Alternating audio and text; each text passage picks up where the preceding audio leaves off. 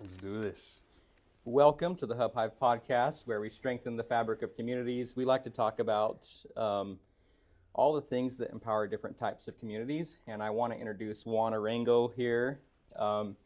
I met him on a flight back from, was it San Francisco? I think it was San Francisco. San Francisco. Yeah. Yeah, so it's pretty ironic how we meet, right? So we just sat You're next like, to each other on a you plane. could do that easier on ChatGPT. And look what I can do. Business plan, marketing strategy.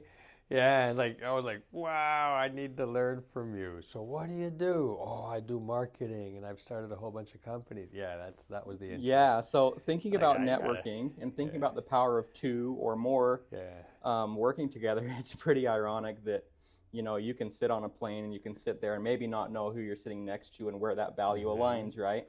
You taught me a lot on that flight. You taught me a lot about angel investing, and we had a good 2-hour conversation about those things.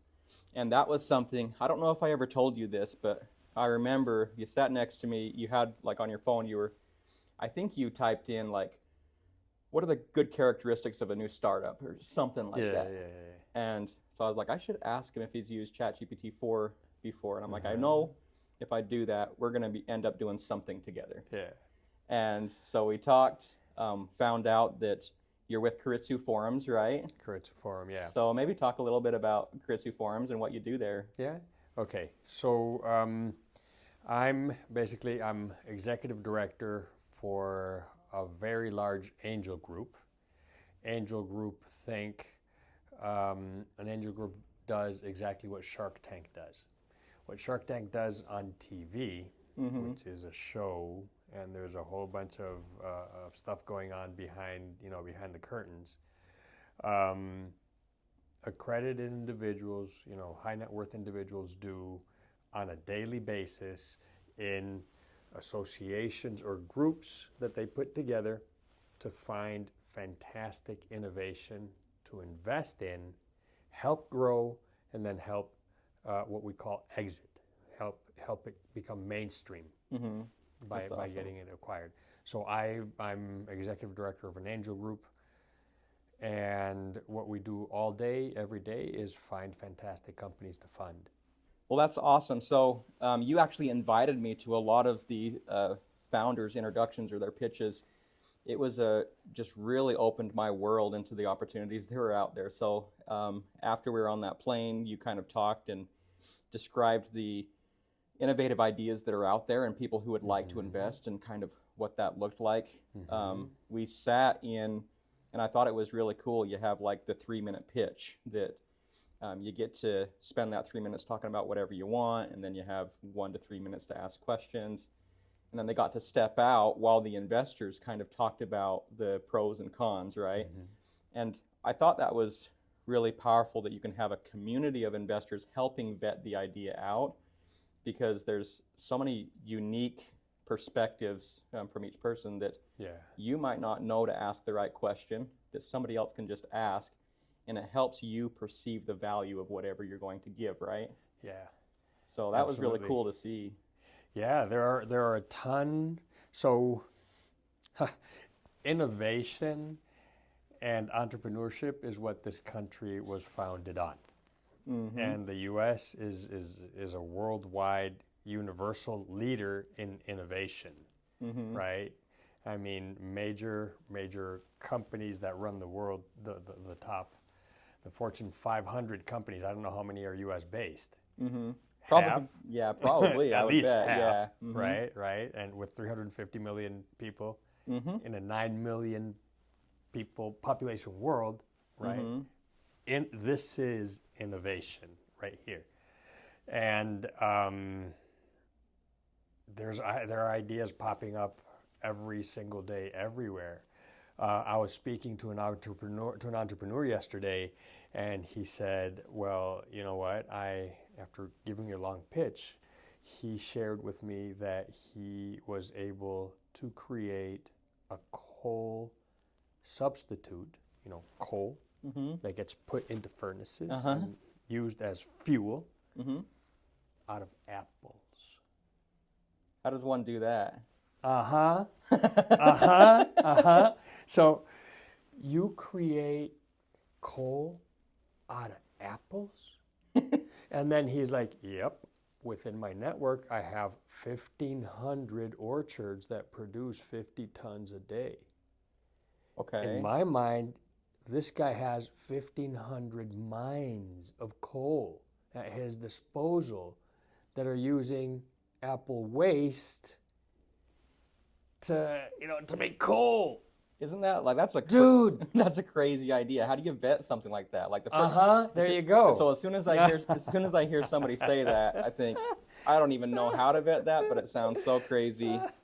So okay, so then this guy has a really good problem. Mm-hmm. He has a really good problem. He has a fantastic idea. The technology is proven. Okay. He doesn't have to develop anything. His Does he prove that in a 3-minute pitch? Like, what can he do? No. I had a half-an-hour conversation with him. But yeah, I'm wondering if he were to in front of go. investors. If he were to go I'm getting in to there. that. Okay. I'm getting to that. Got it. So then he pitches the idea to me, and I say, dude, you need to come to my deal screening. I have a clean tech deal screening with 50 investors that know everything there is to know about creating, clean tech. Clean tech, if you guys are not familiar with clean tech is clean technology. These are all the technologies whose purpose is to combat climate change, right? So reduce carbon, use less plastic, right? Electrify. Yeah, so the pitch that I saw was like GPS on cows to help circulate the pastures. And for example, I was like, man, who thinks of that idea? Like, you never know until you have that need, right? And then as an individual, it's very difficult for you to actually figure out if this is the real Does it solve deal. the need, and what are the pain points? What do you need to understand if this is a good deal? Well, number one, a technical guy. Somebody that knows a lot about coal, a lot about fuel, and a lot about, all the machinery, right? And you have that in your network, right, in clean tech? Heck yeah. I mean, we have, in my region, which is Pacific Northwest and Rockies, we have 8 chapters, and we have 400 investors, out of which 50 are family offices, which is a big pool of money of 50 to 100 million or more in assets.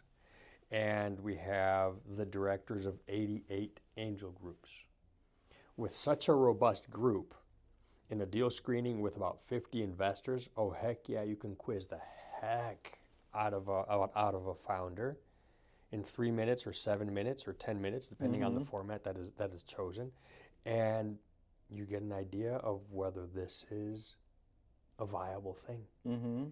And then, they pitch again, and then we put together a due diligence team, because what you're asking me is, how, head scratcher, how the heck, how does this guy does insane, this work? or can I vet how it works? Vet is due diligence. Due diligence. Due diligence is run by investors that are interested in figuring out if this is good, and they bring a few friends that are technical experts. Yeah, and investors, they probably don't want to spend 10 or 20 hours figuring out if this is legit, right? Like there's certain portions that they've got to know within this span of time, right? So how does one with an idea like that, like, push it out there so fast that it doesn't, to kind of get them hanging in there on an idea like that? Okay. Well, number one, it's the power of the idea. I mean, this blew me away. I was like, holy moly, right? It blew me away. And like that, there are fantastic ideas happening all over the United States at any given moment. At any given moment, there are at least 50,000 entrepreneurs raising capital. And at any given moment, there are 300,000 angel investors looking for deals. Wow. Not every idea gets funded. Okay. But in terms of time commitment, the recommended, studied, and there's a white paper on this, on the amount of time that you as an angel investor should put into a deal to make sure that you have higher likelihood of success, is 20 hours. Wow. 20 hours per deal in 20 hours, you'll figure out if this is a good fit for you or not. And Keiretsu helps with a lot of that, right? They have a Yeah. lot of maybe phases through that due diligence to Yeah. kind of help through to. Yeah, we've created a very, very solid due diligence process that answers every possible question an investor may have about the deal. And since a group effort, we put in more than 40 hours per deal, figuring out if this is a good fit, and then people decide. So what I really liked about what you told me about Keiretsu forums is kind of the format of how you're allowed to pitch. So maybe someone who has a startup that's working on something, what's the ideal candidate for a startup founder to kind of enter into Keiretsu forums to start pitching? And as far as what I understood that I really liked is you're actually able to get in and begin pitching at the start to have the investors even vet you to say delay, deny, or move forward, the deal right? screening that I'm mentioning. Yeah, and so even after that, I'll give you so if an you idea can of walk how through that, works. so somebody says, Yeah. hey, walk me through this process. Okay. The process actually starts way before an angel group. Okay. And I'm not going to focus on Keiretsu Forum because It happens everywhere. there are more than 350 angel groups in the U.S. Mm-hmm. And they're associated under the Angel Capital Association, Okay. which is like the lobbying and the place where angel groups meet and get things done, right? Angel Capital Association. But basically every angel group has somewhat of a similar process. Mm-hmm. Before you go to an angel group, there's a long series of steps that you have to follow. Mm-hmm. I love Dave Parker's book, Trajectory Startup. If you're interested in knowing from zero to getting to an angel group, this is like a 6-month course that the guy has proven out in 120 frickin' countries. He's had tens of thousands of entrepreneurs go through it. So from hey, would this be a great idea, to go pitching to an angel group for money, he has a book. Boonk. You can audio book it in 3 hours, and it's a 6-month process to make sure. Okay, but when you get to that point, and you're going to pitch to an angel group, you will find that angels, to give you money, need what in the industry is called traction. You need traction. Traction means Benjamins in the bank that you have actually sold to people that you don't know that have bought your product. So they're looking at revenue traction, but do they I'm sure that they would also, there's other metrics of traction that they could find valuable. Yeah. So, for example, 5,000 daily active users on a system that's targeted without any revenue, that's still traction, right? Yeah. So I'm talking about the general concept of traction. Yeah. So unequivocally, an angel investor, if you bring them your idea or your company that's already selling at least $750,000 a year, year trailing revenue in the last 12 months, you have then that's received huge. sales for $750,000. They will listen to you because you've proven a market. They will, in the initial stage. In the initial stage of proven product market fit, right? Right there is that they're like, oh, this is viable. I want to explore putting money into this, and then they start doing due diligence. And if you're a phenomenal salesperson, you will get money from them. Yeah, and so isn't that awesome? That's the qualifier. Like, even on Shark Tank, I remember, and I can't remember what the business was, but he was talking about a filter in your nose. He had these little stickers. Do you remember that? And he plugged them on his nose. And all the sharks were laughing at him, and they're like, you can't be serious. And say, all right, how many sales have you done? And I can't remember what he said, but it seemed like it was in the millions. And he's like, all of a sudden you don't look so funny anymore with those things up your nose. Yeah. They went like that, right? Yeah, and he's like, I have a contract with the government of whatever. Yeah. And they're like, okay, so what do you need? And if I remember right, he got that deal. So, just So Shark Tank is like, it's a show. yeah. It's a show. So it doesn't Mhm. exactly happen that way. It doesn't exactly happen that way, but it's still illustrative. But still, there's a crazy idea that may be hard to prove, but if there is traction, money, or If there's whatever behind money, it, yeah. and that's the same thing of like, so if I heard, for example, somebody says, I have coal apples, or apples that burn at the same rate and create the same efficiency, then I look at it and, my first thought is, okay, show it to me and Prove it. But then if he says, I've got 2 million a year in sales, then I would sit up and say, all right, show me the business model. Yeah. What are the deal terms? Yeah. Right? Mm-hmm. Like, what are the deal terms and how do I get my money back? Mm-hmm. That's something that entrepreneurs fail to think about. Mm-hmm. They fail to think about. This is actually a soapbox, which I will not get into, but in my personal opinion, the innovation modeling in the U.S. is broken. Mm-hmm. Yeah, out of 7 million households that are accredited that could be angel investors, there's only 300,000 because angel investing is very difficult because the innovation model is broken. One thing that entrepreneurs do not take into account when they're pitching to investors is that investors are there What do the to investors get a want? return. You want a return on your investment. If you put money in the stock market, you want a return. That's the only reason. If you buy a house as a business, you want a return on that cash. Many entrepreneurs show up and they haven't even researched how the heck they give their investors their money back. And they're like, oh yeah, we're going to be so big in 3 years, Apple will buy us. Facebook will buy us. GM will buy us. And then the question from the investor is, who are you friend with in GM? Nobody.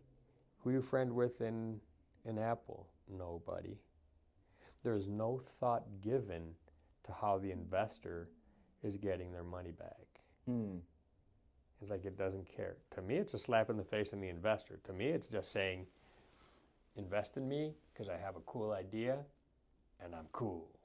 So that's a very interesting concept for anyone that has ideas that is investing then, and they're obviously thinking, what is my market and who is my customer and what do I give the customer? But you're saying they need to think about what do the investors want, because there are customers that you're reaching out to, but you have to create a model that is enticing to that investor, which basically is your customer if you're trying to seek to get their money to grow. It's a new angle. And here we go. Back to an initial point that you mentioned. What do you need to get money from investors? You need to be a heck of a good salesman, because here's the thing. If you give somebody 50 grand for bottles of water, how much water do you get? Pallets, right? Or if you pay somebody for consulting services, $50,000, what do you get? You get hours and hours and hours and hours and an outcome they can practically map. Yes. Right? When an investor gives you $50,000, what do you give them back? What do you give an investor back?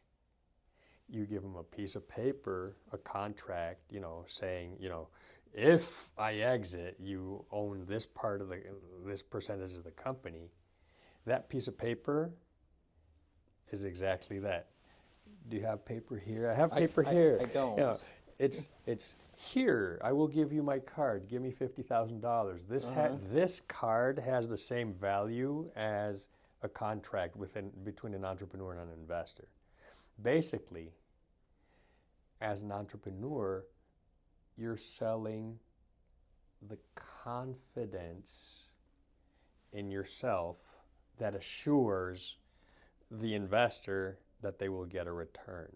Basically, you're exchanging money for words, for air.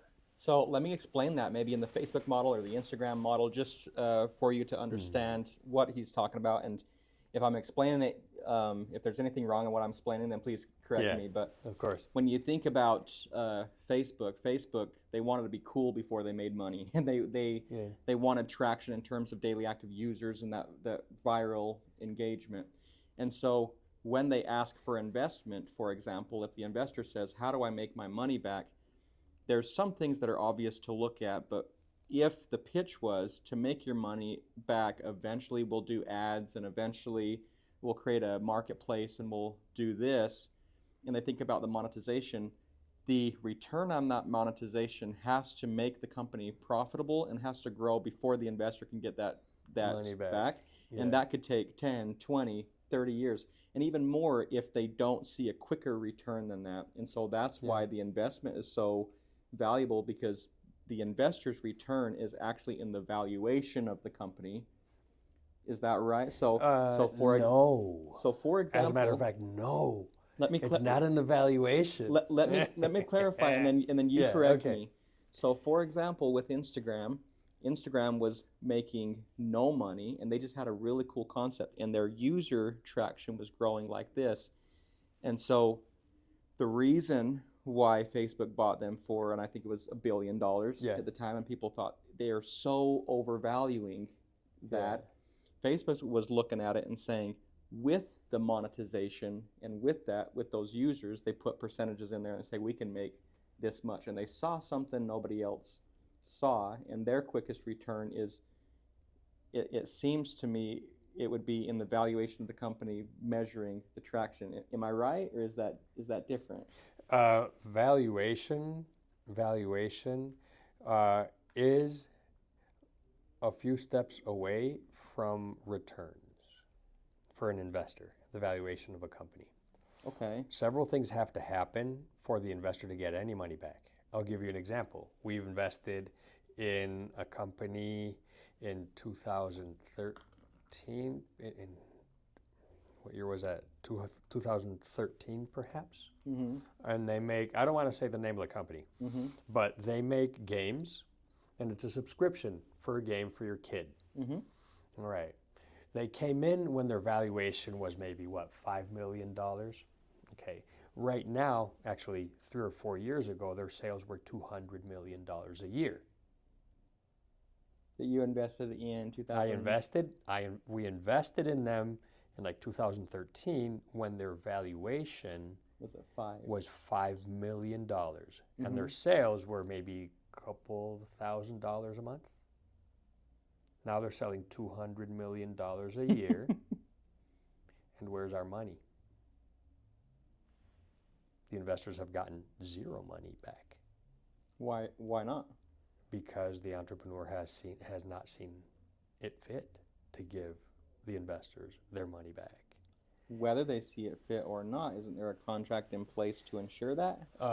What contract? The contract says invest in me. It doesn't say I will sell my company and give you this money back.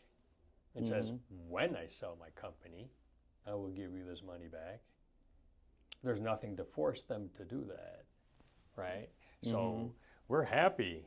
We're happy. You know, our company selling $200 million in that market, they could be worth $400 million. We invested at $5 million. They're now at $400 million. But where's my cash? So when there's no cash because the entrepreneur does not see fit for the early investor to get their money back. They don't even remember the early investor. So there's no correlation between. So let's call it the $400 million valuation for this gaming company, for this game company, is called an unrealized return. Unrealized means your money's frozen there. It's been frozen for 10 years. They're doing great. They're paying themselves millions of dollars in salaries, but the investor doesn't get any money back. But you can't sell that to trade investors? That is how? Trade on what? I mean, fine. It's not a public company. But could you value something? Could they go in and do their own due diligence for the value of a company and basically trade you places? With the board's approval.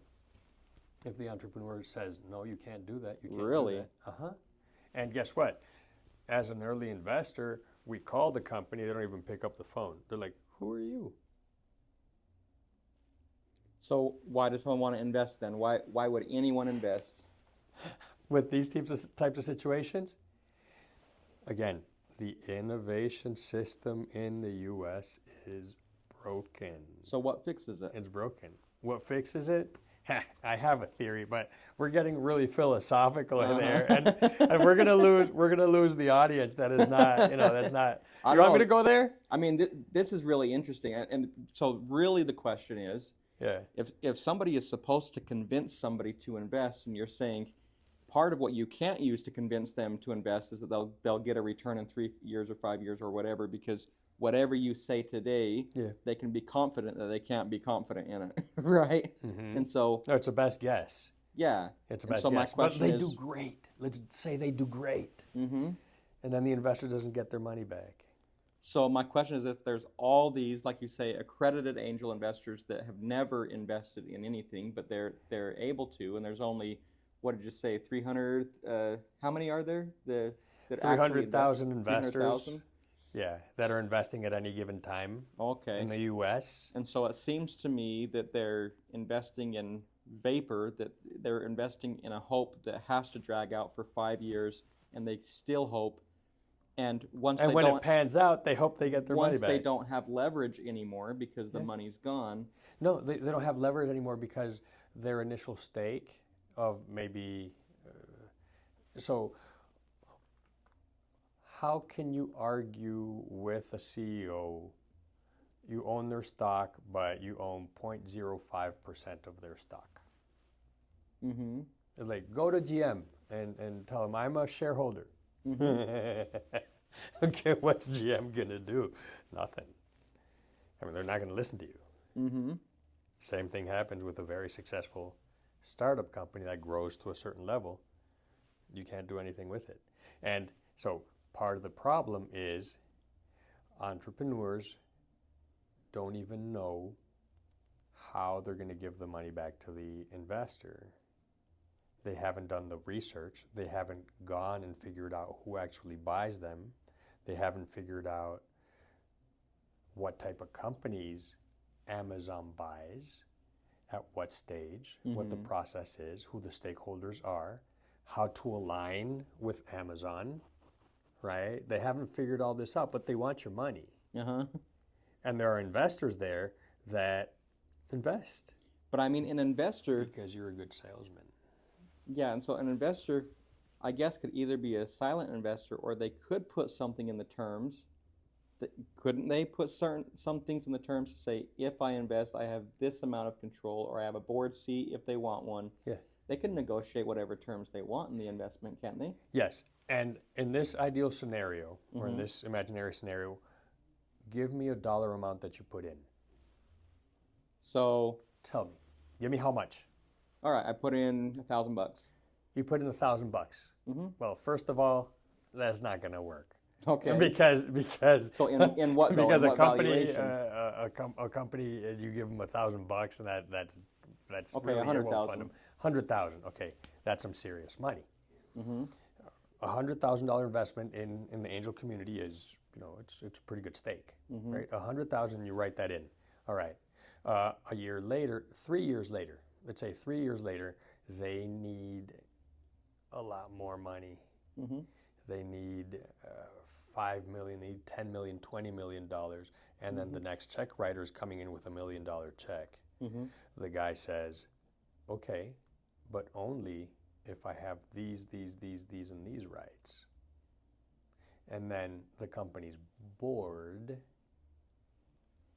takes the contract that you at $100,000 made with them and says, sorry guys, we can't do this. By board approval. Call your lawyer. I have a lawyer. Completely legal. Read the wording.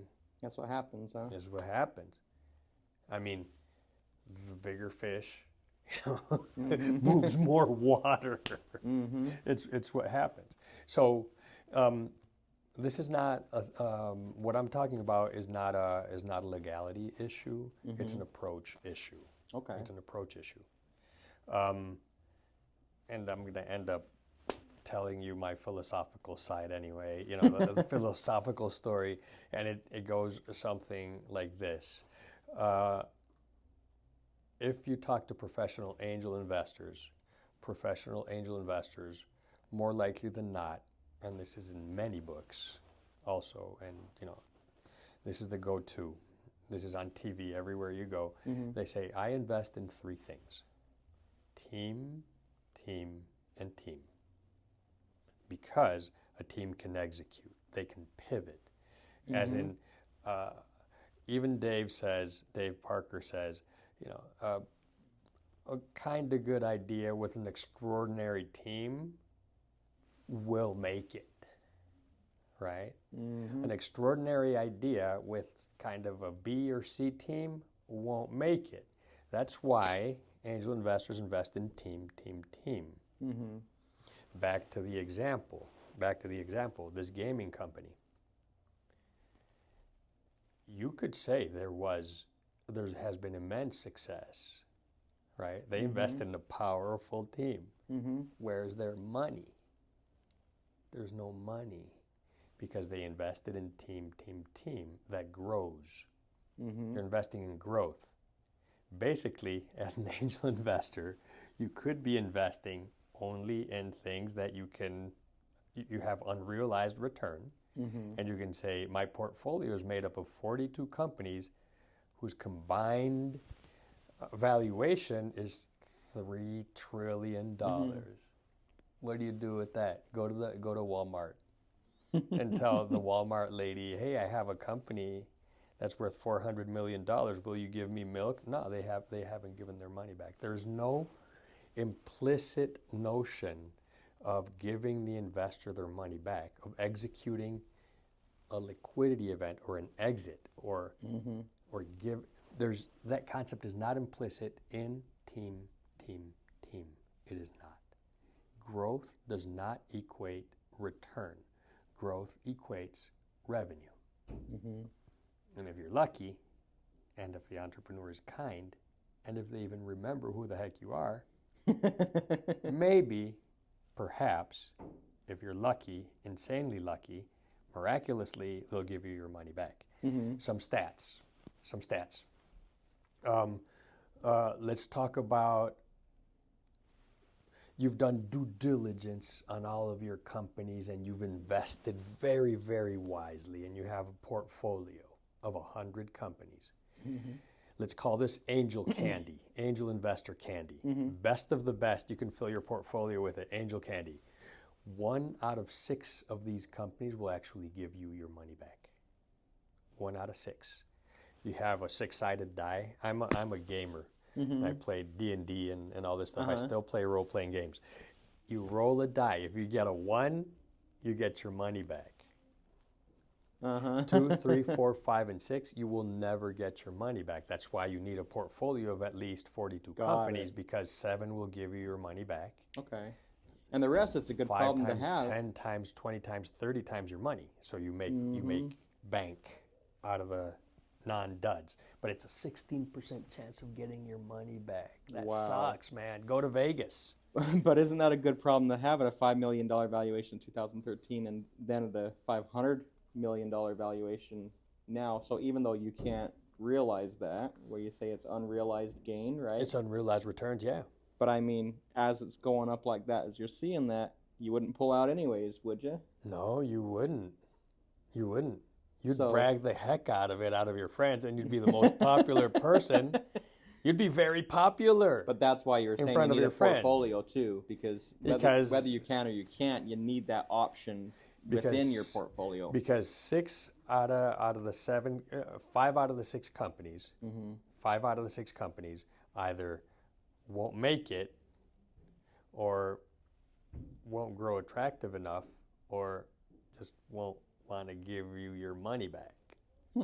Only 1 out of 6. And to finish out the whole idea, the only way an angel investor gets their money back, the only way the entrepreneur actually gets a return, the only way jobs are really created, the only way innovation becomes mainstream and the entire world uses it is if a big company acquires your company, or if you IPO. IPO, initial public offering, if you go to the, to the stock market. That's the only way that all these 4 objectives get accomplished. The only way the investor that put in the 100 grand gets the $10 million back and then can then fund more innovation. The only way that the entrepreneur who's blood, sweat, and tears for 6 years, for 7 years, who initially put in, $50,000 of his money and has worked there and perceived a salary that is now maybe $200,000 a year, $500,000 a year, but that initial investment turns into $50 million as if the company gets sold. What do you do with $50 million? So they're motivated too. Yeah. What do you do with $50 million? Buy a small island near Nicaragua. spend a year there, sunbathing. Or go back and create something else. And thinking about the next thing. And then you come back and do the next thing. Rinse and repeat, right? And half the time for twice the profit. Right? Because you still have the same team? Or? You may still have the same team, and your investors love you. So getting cash for that is going to be a no-brainer. They'll just throw it in twice as fast. You call Wilma and Bob. Wilma, this is my number 2. Remember how I made you 10 times your money, 50 times your money? Well, this is number 2. Let's check out this idea. Oh, Caleb, you have my first $1 million. I don't even have to look at anything. There you go, my friend. Let's do it. Right? Okay. It's the only way that jobs are created. Because this $200 million company a year, $200 million in the global scale of things is not a lot. Let's go back to the apple making guy, the coal making guy. Let's say he does make 500 tons of coal a year. Who cares? Who cares? 500 tons of coal. A million. Let's say he does 1 million tons of coal. 1 million tons of coal in a global context is a drop in the bucket. He hasn't done jack. He has not replaced coal. There's no societal benefit from 1 million tons of coal. 1 million tons of coal is like, I don't know, Amtrak. It takes 1 million tons of coal a year. I don't know who. I have no idea. I'm not an expert, but right? Yeah. 1 million tons of coal.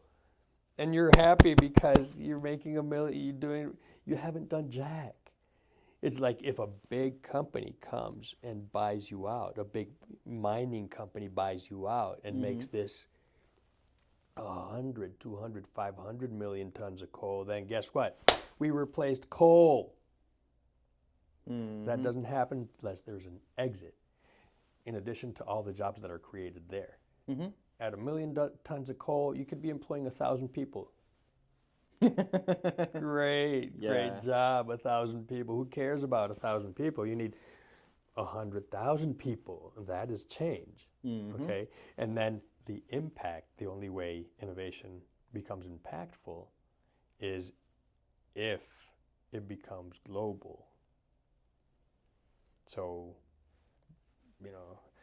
eat all your apples, throw them away. Who gives a darn what you do with your apples? You're not going to make a dent in anything. Doesn't matter. You're happy. Your investors are happy. Bragging that my company makes... Just bragging rights. Yeah, that's all the investor gets. Because, again, he's stuck. There's no over-the-counter market. Investing in a startup is like one of the most illiquid things that you can do. So while you become liquid, what do? Brag. You're the dude. So that's the thing. I've spoken about a lot of things. In summary, just to summarize like my theory, and this is a crazy ass theory. Sorry. No, you're good. This is a crazy theory. I've only been in the business for 14 years. And I've led this, I've been executive director, entrepreneur director, syndication director, helping more than 500 companies raised more than $350 million from angel investors. I have a point of view, not an expert, but I do have a working theory, which is we have to stop investing in team, and start investing in teams that can execute acquisitions by global players. As in, teams that can sell their company to Fortune 500 companies. As investors, that's what we need to figure out. And entrepreneurs have to stop thinking that, you know, their idea is the coolest thing in the world, therefore they deserve your money. They deserve everybody's money because, you know, well, they are heroes, which is true. This country was built on the back of heroes, innovation, and we have them all day. This guy, the Apple guy, he's a freaking hero. Dude, he can save the world from coal, right? But then, as an entrepreneur, you have to figure out how you're going to give the money back. And you got to pay that money back times 10, times 50. Because you're the guy that's going to take out coal. Another example. A company, look it up, guys. I can totally talk about this one. Solubag. Solubag, they produce plastic. This is plastic. You know, on that TV, there's plastic. In this, there's plastic. Right here, and plastic, everyday plastic, single-use plastic that dissolves in warmer water. Really? It's a company that is out there today. They got, I understand, a pretty interesting, like, $1 million order for their products this week. And they sell a bag like the one you find at Walmart. You go to Walmart and, you know, you buy one egg and they give you one bag for one egg. And then you buy one slice of bread and then it's one bag for a slice of bread. You buy 5 items and you have 5 single-use plastic bags from Walmart. How many bags does Walmart sell a year? Man, billions probably. Okay. The statistic is that just in the U.S., the U.S. produces 7 aircraft carriers in weight worth of single-use plastic that go into landfills and never get recycled. Wow. 7 aircraft carriers every year. Call them plastic bags. This is single-use. Call it plastic. Yeah? What if we replaced that for a bag that if you drop it into hot water, it freaking immediately dissolves? That'd be awesome. And what is left, the sediment that is left, is innocuous to human consumption. You could drink that water. Really? And nothing is going to happen to you. Wow. Imagine that. That's awesome. Well,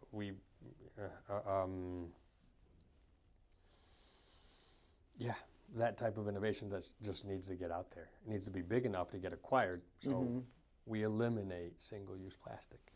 And so you help with that, right? Through the Keiretsu forums, kind of help the initial part. The initial phase of that. Yeah, the initial is, you know, get to $10 million in sales. That's how. And then there's a next approach after that. And then there's more institutional money.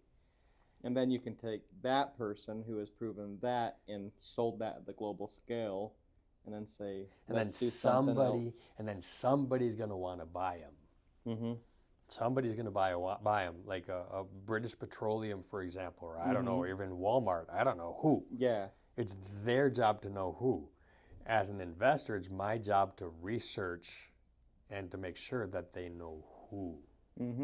And to align so 10 years down the road, these guys don't say, you know what, guess what? We're not selling it anymore. And we're not going public. Yeah. Yay. That's awesome. So maybe talk a little bit Anyhow. about, you're also a professor, maybe talk a little bit about the class that you teach as Yes, well. of course. So I'm an instructor, not a professor, instructor at Seattle University. Okay. Yeah, in their MBA program. I'm actually a Seattle University MBA in Masters of Finance, and Seattle University was the one that launched me into an entrepreneurial career. Really? Yeah, That's awesome. in the exact class that I'm teaching, business plan development. Oh, that's cool. In business plan development, I, within that class and like reaching out into the Seattle entrepreneurial ecosystem, I did meet Dave Parker. And I enrolled in one of his courses that I think was even for free. And that inspired me to, to now be in this. And from here, after what I'm doing here at Keiretsu Forum, it's going to be a rocket ship with what I have planned. That's and awesome. I am going to be raising money for that. That's awesome. So it's been about 14 years, you said, that you've been going through this I've been journey. going through this. That's awesome. So my class is fantastic.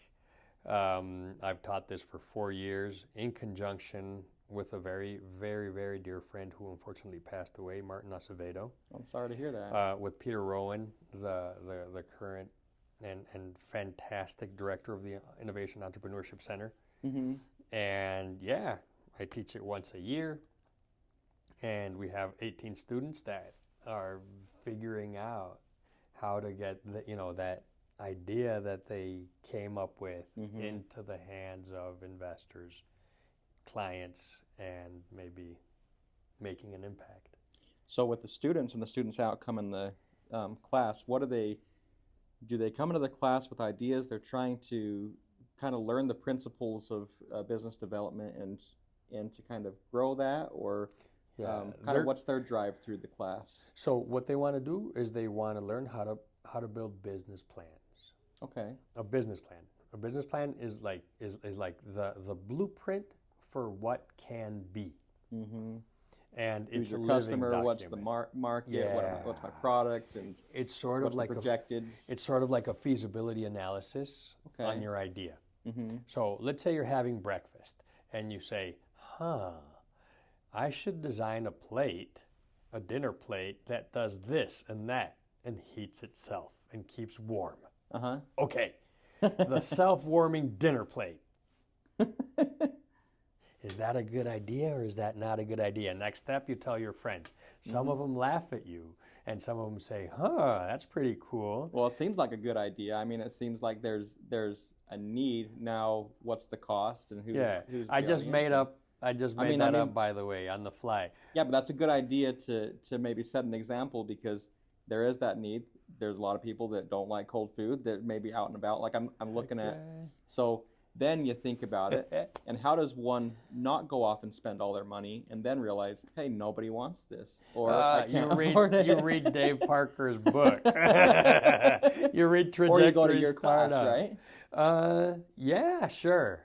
I mean, that's a lot of what you teach, 10 right? years, 15 years ago, 10 or 15 years ago, there was no real blueprint on how to start a company and the steps to validate your idea, because what Dave does in his book is just a whole bunch of validation, right? He uses lean theory and he put together this phenomenal Frankenstein of ideas that he actually ran. Or currently, I don't think currently, because he's an EO right now in entrepreneur organization. But when he was with Techstars and the other things that he worked on, he put this to the test in 120 companies and thousands and thousands of entrepreneurs. So his framework works. If you want to know, I'm just telling you the first steps. Tell your friends. Then if they really like it, map something out. Look for mentors, send it out, you get ideas from them. That's the initial.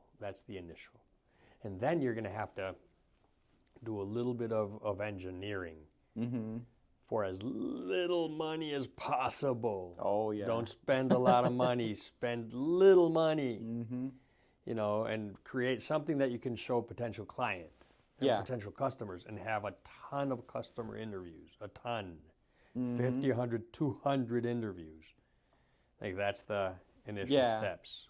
Yeah, so I'm going to be a guest presenter for your class, I think next week, right? Yep, I appreciate the next opportunity. week. Yeah, no, I And- love it. And the I love topic it. that you asked me to talk about that I think is really good is, customer research, and how do you do that online research to see like who are the competitors and what is the market online, right? Exactly. And I do love. And your magical skills are going to illustrate all of my students. They're going to love you. Yeah, so this is really exciting. And I've had people come to me with ideas that, ChatGPT and these other AI tools are a wonderful thing, but you still have to have that intuition to know sometimes it's just going to say stuff, but you still have to vet some things out. Mm-hmm. You still have to kind of see who are my competitors online, what do they have, and what is unique to what I have that maybe could provide enough value to dissuade some of the market my way. Yeah.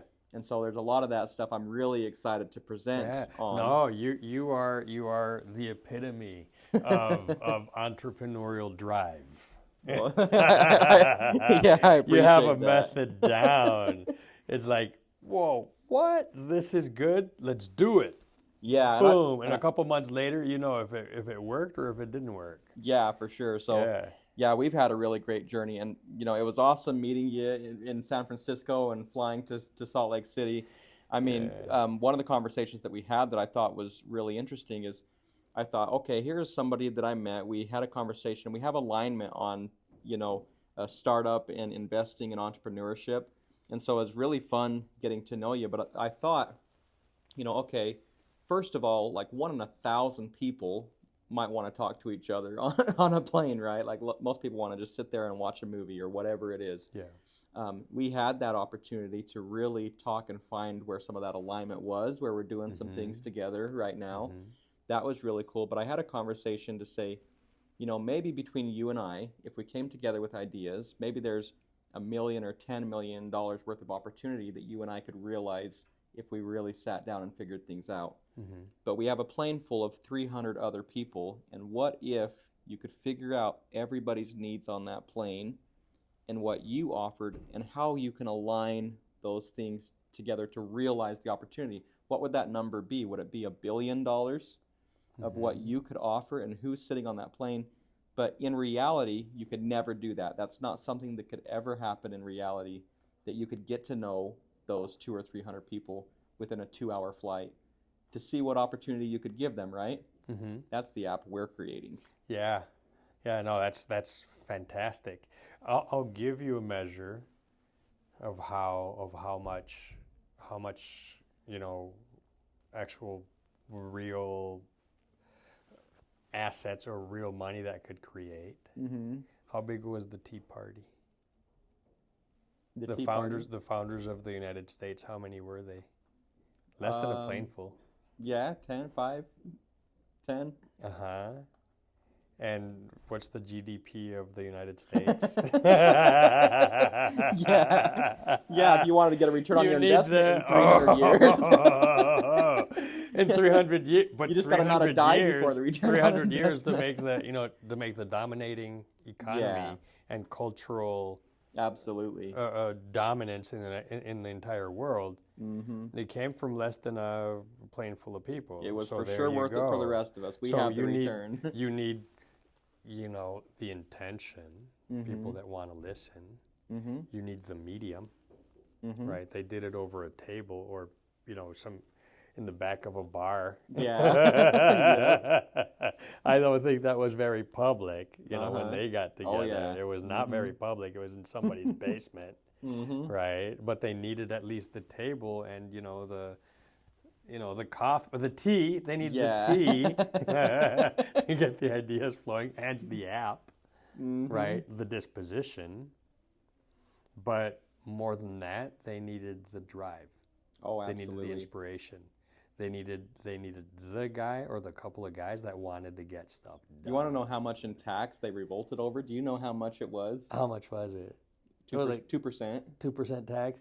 Dude. And they led a revolution because they were. When they grew up it in was- Michigan, it was 4 cents on the dollar. It was right now. They It was want... more than that. I mean, it was more than the 2%. But there was, 2%. Yeah. They dumped all the tea because I think it was more the ideas. But I'm like, man, I'd sure like to. Right. I'd sure like to have go 2%. back. 2% tax on. Yeah. What? I think that's what it was. I could be off like 1%, but Yeah. yeah, pretty that's crazy, huh? That's crazy. So yeah, you need the communication media that absolutely. facilitates that communication, and you need leadership to put things together. Absolutely. Politics, that's what it's built on. Mm-hmm. A powerful idea that is backed by a whole bunch of people. How many people did you convince to vote for you? Half a country? Mm-hmm. Absolutely. And exactly that, for example, your app allows for that. Yeah. Yeah, I mean, it's a start, and I'd love to show it to you sometimes. I'm going to show it to you and see. Yeah. So when we talk about strengthening the fabric of communities, there's different types of communities, and your community is a very nuanced community that has different needs and opportunities of alignment. And so we're trying to find these different types to say what's missing for more people to work together more powerfully and impactfully beyond just like every community is a chat system, right? Like just you can talk back and forth within Facebook groups, within, and so we're taking that, but we're saying what else? What are some of the core features that can be in there that people can take and boom, what's that? Kindness. And so you're talking about principles, and Kindness. for sure. So there's a lot of principles that can empower communities, no matter how nuanced they are. But you also have to have tools that enable whatever principles they want to use. To be transmitted or shared. And so, yes, you've got to be kind and you've got to be willing, but some people, they say, I would be willing to give this to someone in need or to provide this, but I just don't know who needs it. Mm-hmm. And so part of that is for us to bring that awareness there. So no matter how much kindness they have in their heart, if the tools aren't there for them to amplify what they can do to be in service of others, I'm more talking about the features and principles. You are do unto others as you would have others do unto you, right? And that's a huge principle that if you could live that and do that, it just empowers everyone. But the tools in which you can do that and make those things limited. Discoverable are very limited, and I think right that's now what we're they don't really exist. I don't know. Can I give an example that supports? Okay. Yes. The clubhouse in my HOA needs to be replaced because the roof had some problems, and the quote was $1.3 million to replace the clubhouse. Okay. The whole the HOA, there's 200 or 300 people there. Okay. My idea is, hey, why don't we get together with the contractors that exist within the community? I'm sure there's more than a dozen. And on Saturdays, we do a big potluck, and we start building the darn thing. Absolutely. The cost will go down to half. Dramatically. Because labor is very expensive, right? So we could be looking at $750 plus a whole bunch of cool lunches. Right? Yeah, absolutely. And How that's do you what bring I'm a talking community about. together to do that? And sometimes, here's a question. You might have these people that are so willing to help that don't have trade skills. And so then... I don't know how to put a brick on top of another.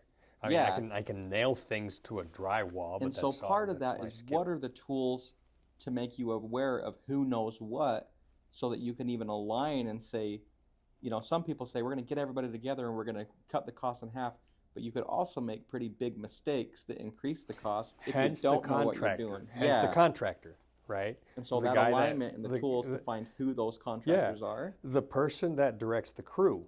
We're just an unexperienced crew. Yeah, and you can do that. Like one experienced guy can lead 3 or 4 or 5 unexperienced, and you can do something great. It's going to take a little longer. Yes. Right? But I'm saying, and the contractor gets paid. You get paid. It's a contract, except that your labor costs are zero because you don't have to pay your workers. You just have to manage the entire thing, right? And that since there's a contract, your liability is protected as well because you're yeah. guaranteeing the quality. Mm-hmm. The thing is, you're working with your neighbors. And that's awesome. Yeah. I mean, that's community, Let's see if that sticks. I talked to the manager of the HOA, not the board members, but, Mm-hmm. but the manager, the lady that's right there. Uh-huh. And I talked to the local the bishop of the ward, Uh-huh. of one of the bishops of the ward. Mm-hmm. So See let's if it see sticks what and happens. see what happens. I told them, hey, I'll make lunch for people. That's I'll awesome. go put things. It's fun. Well, that's Yeah. awesome. Well, it's been a pleasure, Juan. As always, I always learn new Caleb, things talking thank to you. I get Yeah, this has inspired been every awesome. time I talk to you. And look forward to This being is a guest amazing. presenter with your class too. That's going to be awesome. All right. So, This is all- great. awesome. So an hour is up? Yeah, I That think was it's quick. 3:35. So Wow, we're that was good. quick. Okay. Yeah.